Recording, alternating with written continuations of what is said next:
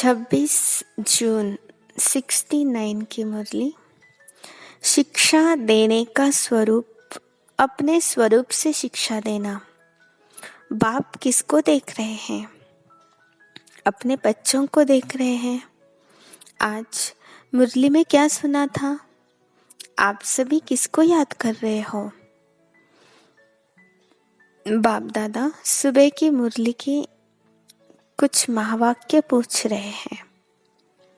बच्चों ने बोला, बाबा, बाप, टीचर और सदगुरु को। तो बाप दादा भी सिर्फ बच्चों को नहीं, लेकिन तीनों संबंधों से, तीनों रूपों से देखते हैं। बच्चे तो सभी हैं, लेकिन टीचर रूप में क्या देखते हैं?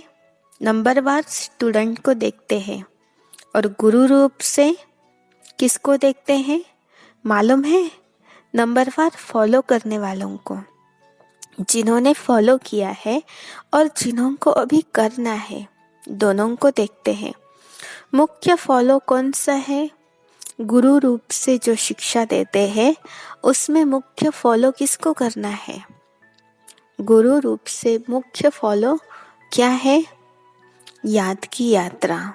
याद की यात्रा तो एक साधन है, लेकिन वह भी किस लिए कराते हैं? दूसरों की सद्गति करने के पहले अपने को क्या फॉलो करना पड़ेगा? याद की यात्रा भी किस लिए सिखाई जाती है? गुरु रूप से मुख्य फॉलो यही करना है, अशरीरी, निराकारी और न्यारा बनना।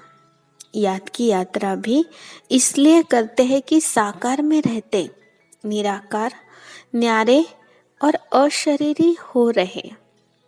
जब अशरीरी बनेंगे तब गुरु के साथ जा सकेंगे। मुख्य रूप से तो यही फॉलो कर रहे हो और करना है। टीचर रूप का पाठ अभी चल रहा है या पूरा हो चुका है? रिवाइज कोर्स टीचर करा रहे हैं या अपने आप कर रहे हो? बच्चे बोले, बाबा आपकी मदद है। बाबा बोले, पढ़ाई पढ़ाते नहीं है, लेकिन मदद है।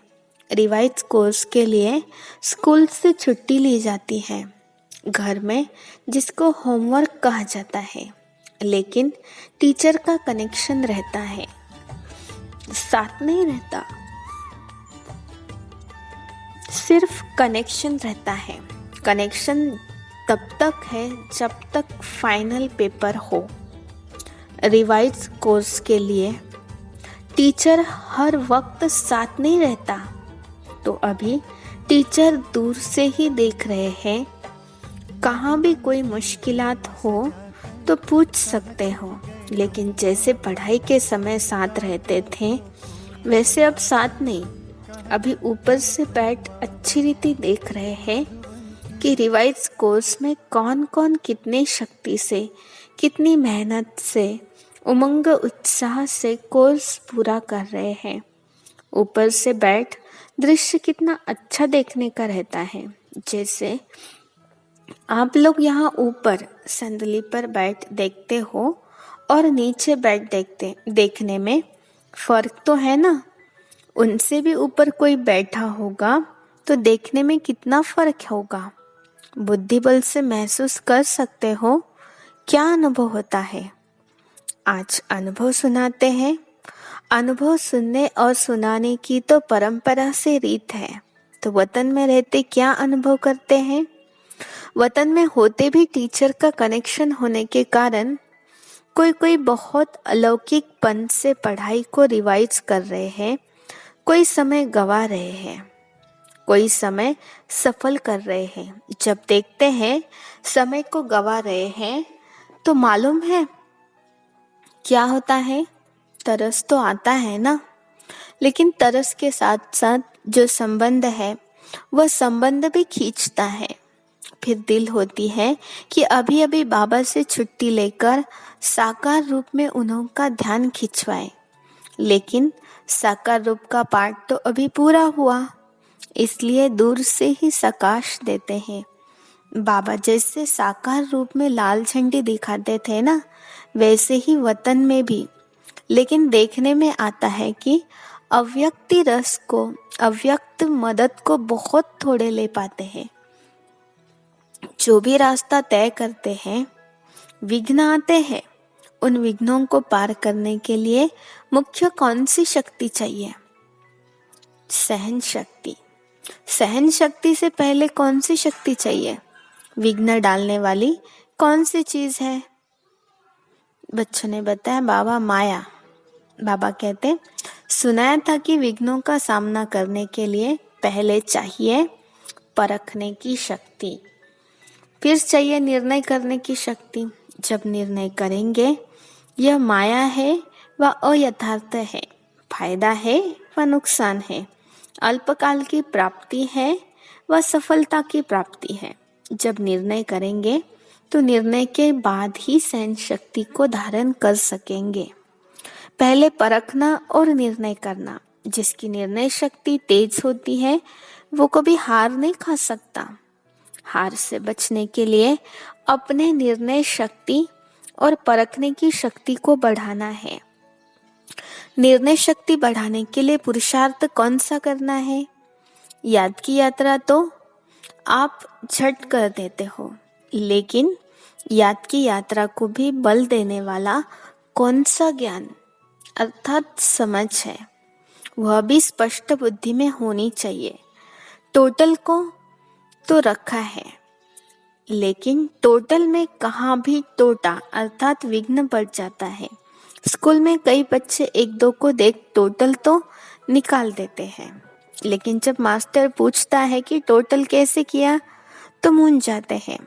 तो आप टोटल याद की यात्रा कह देते हो, लेकिन यह टोटल किस तरीके से होगा वो भी जानना है।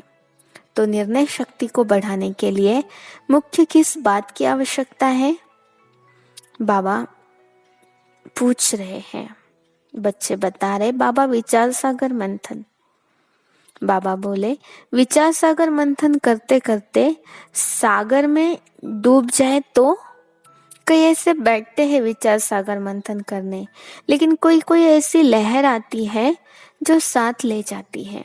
जैसे कोई स्थूल शारीरिक ताकत कम होती है तो ताकत की खुराक दी जाती है, वैसे ही निर्णय शक्ति को बढ़ाने के लिए मुख्य खुराक यही है जो पहले भी सुनाया। अशरीरी, निराकारी और कर्म में न्यारे। निराकारी व अशरीरी अवस्था तो हुई बुद्धि तक, लेकिन कर्म से भी न्यारा रहे और निराले भी रहे, जो हर कर्म को देख करके लोग भी समझे कि ये तो निराला है, यह लौकिक नहीं अलौकिक है। तो निर्णय शक्ति को बढ़ाने के लिए ये बहुत आवश्यक है। जितना बातों को धारण करेंगे उतना ही अपने विघ्नों को भी मिटा सकेंगे, और जो सृष्टि पर आने वाले विघ्न हैं उनसे बच सकेंगे। शिक्षा तो बहुत मिलती है, लेकिन अब क्या करना है? शिक्षा स्वरूप बनना है। शिक्षा और आपका स्वधर्म अलग नहीं होना चाहिए। आपका स्वरूप ही शिक्षा होना चाहिए। स्वरूप से शिक्षा दी जाती है। कई बातों में वाणी से नहीं शिक्षा दी जाती, लेकिन अपने स्वरूप से शिक्षा दी जाती है। तो अब शिक्षा स्वरूप बन करके अपने स्वरूप से शिक्षा देनी है। शिक्षा तो बहुत मिली, कोर्स तो पूरा हुआ ना। एक प्रश्न पूछा था कि अब जो बाप दादा अन्य तन में आते हैं तो जैसे साकार रूप में मुरली चलाते थे वैसे क्यों नहीं चलाते? क्या वैसी मुरली अभी नहीं चल सकती? क्यों भाषा बदली हुई? क्यों तरीका बदला? ऐसे प्रश्न बहुतों को उठता है। जबकि तुम भाषण कर सकते हो तो बाप दादा कोई भी तन द्वारा मुरली चला सकते हैं ना। कुछ मुश्किल नहीं है, लेकिन क्यों नहीं चलाते? दो चार ने अपने विचार सुनाए। जिस तन द्वारा पढ़ाने का पाठ था वो पढ़ाई का कोर्स तो अभी पूरा हुआ, अब फिर पढ़ाई पढ़ाने के लिए नहीं आते, वह कोर्स था। अभी तन द्वारा पाठ पूरा हो चुका है, अभी तो आते हैं मिलन मनाने के लिए, बहलाने के लिए, और मुख्य बातें कौन सी हैं? जैसे अशरीरी कर्मातीत बनकर के क्या किया? 1 सेकंड में पंछी बनकर उड़ गया। साकार शरीर से 1 सेकंड में उड़े ना, तो अब पढ़ाई पूरी हुई, बाकी एक कार्य रहा हुआ है, साथ ले जाने का। इसलिए अभी सिर्फ मिलने, अव्यक्त शिक्षाओं से बहलाने और उड़ाने के लिए आते हैं। पढ़ाई के पॉइंट्स, पढ़ाई का रूप अभी नहीं चल सकता है। अभी कोर्स रिवाइज हो रहा है, लेकिन कितने समय में रिवाइज करेंगे? कितने तक कोर्स पूरा हुआ है? अभी यह सभी को निर्णय करना है कि कहाँ तक रिवाइज कोर्स हुआ है, कितना समय अब चाहिए।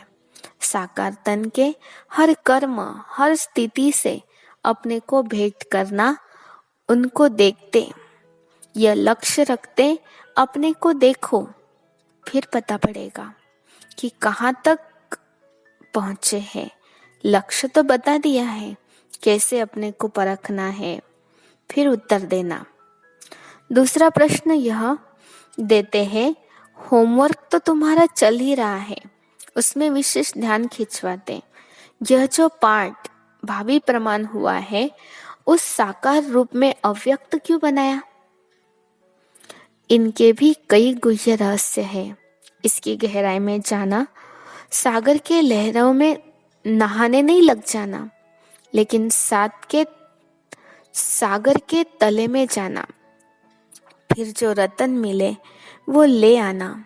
यह सोचना, इतना गुह्य रहस्य ड्रामा में क्या नूंदा हुआ है? ऊपर कोई गुह्य रहस्य है, बिना रहस्य के तो कोई भी चलन हो ही नहीं सकती। अच्छा, अभी टाइम हो गया। नमस्ते। ओम शांति।